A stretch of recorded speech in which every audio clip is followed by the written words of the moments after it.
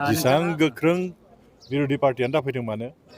जोङो देरहासार जाथारगोन आरो 5 बोसोर रेस्ट लानायनि उनाव गोदान ख्रिस्टमासजों थांगासिनो दं। 5 बोसोरथ' रेस्ट लाबाय अब्लाबो आं रायजोफोरजों दंबाय थायोमोन रायजो राजानि दुखुआव सुखुआव आं जेब्लायबो गसंबोदों नुजादों लोगो हमलायदों आरो बेखायनो रायजो राजाफ्रा आंनि सायाव गोबां फोथायनाया दं आरो माने बिपद आफद जाबाथाय आंनियाव खारबोयो आंथ' सहाय खालामदों रायजो राजाफोरखौ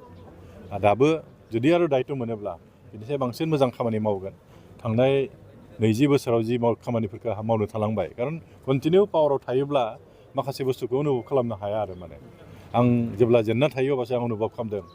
नैबेखौ मावनो हागौमोनलै आङो हाथारगौमोन आं होननानै बेफोरबायदि एक्सपिरियेन्स आंहा दङ जिहेतु आं दा जुदि आरोबाव जुदि दैथायहरजायोब्ला देरहासार जाखागोन बे थाबोनाय खामानिफोरखौ आं मावनो नाजाथारगोन मन्थ्रिथ' बिनांगोन सिनियर मानसि हिसाबै मन्थ्रिथ' बिनांगोन आंथ' एकदम आसाबादि आरो मन्थ्रिबो मोनगोन होननानै 4 मेआवहाय नोंथाङा सिलभार जुबुलि खुंनांगोन सिलभार जुबलिबो खुंगोन देरहानो होग्रोदो सिगां नङा होमबा जुदि देरहालां बोसोर माने बिटिसिआव जिहेतु डिपुटि चिफ हिसाबै दङ बेखौ मन्थ्रि मोनबाथ' गारनांगोन बेखौ मन्थ्रियाथ' एकदम सारा आसामावनो गिदिंनांगोन दायथ'आ बारा जागोन बेखायनो आं आसा खालामदों मन्थ्रि मोनगोनखौनो आं आसा खालामदों मोनिथ' खोथा गैया बेथ' राजनितिसो जेब्ला नांगौ जागोन जोंखौथ' साथामबो होनांगोन बेहाय बेखायनो रावबो जेबो बुंनो हाया जेब्ला प्रयजन जागोन जोंनि समर्थनखौ जेब्ला नांगौ जागोन अब्ला सानैखि साथाम साब्रै जों मोननो हागौ आरो माने दा बेथ' बे उननि खोथासै आं दा बेखौ बुंस'नो हानाय नंलिया चिफ सारा सोरनो होयो बिनि खोथा आं मन्थ्रि मोनग्रोनांगोन सिगां नमिनेसन पेपार साबमिट खालामबाय आरो मोजां मोनदों गोजोननाय मोनदों आरो बिसेस भाबे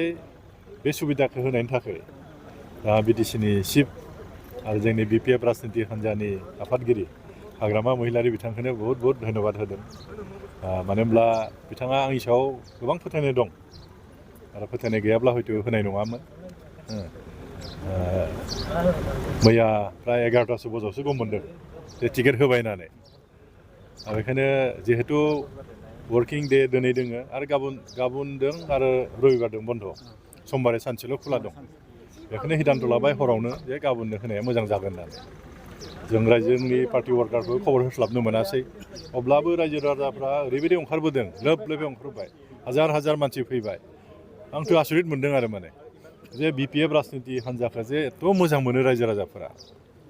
नङाबाथ' बिदि फैनाय नङामोन फुङाव बोथोराबो बिराद गाज्रिमोन दा बेफोरखौ नायोब्ला जोङो देरहासार जाथारगोन आरो